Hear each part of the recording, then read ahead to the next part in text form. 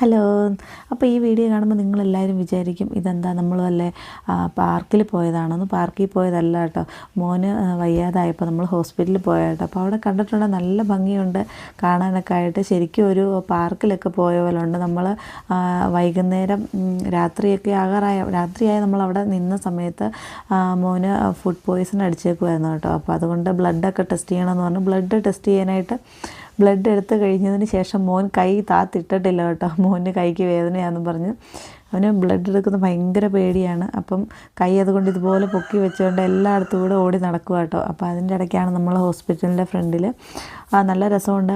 വെള്ളമൊക്കെ അവർ സെറ്റ് ചെയ്തേക്കുന്നത്, വെള്ളവും ലൈറ്റും ഒക്കെ സെറ്റ് ചെയ്തേക്കുന്നത്.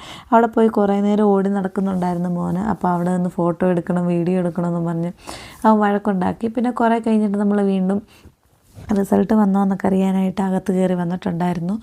അതിനുശേഷം വീണ്ടും നമ്മൾ അത് കുറച്ച് നേരം നോക്കിയിട്ട് നടക്കത്തില്ലെന്ന് പറഞ്ഞ് വീണ്ടും നമ്മൾ പുറത്തിറങ്ങിപ്പോയി. അപ്പം മോന് പുറത്തിറങ്ങി നിൽക്കുന്നതാണ് ഇഷ്ടം. കാരണം അത്ര നല്ല ഭംഗിയുണ്ട് ഈ ഒരു വ്യൂ കാണാനായിട്ട്. സെൻറ്റ് ജോൺസ് ഹോസ്പിറ്റൽ കട്ടപ്പനയായിട്ടായി കാണിക്കുന്നത്. അപ്പോൾ ഇത് നമ്മൾ കുറച്ച് ഫോട്ടോസൊക്കെ എടുത്തു.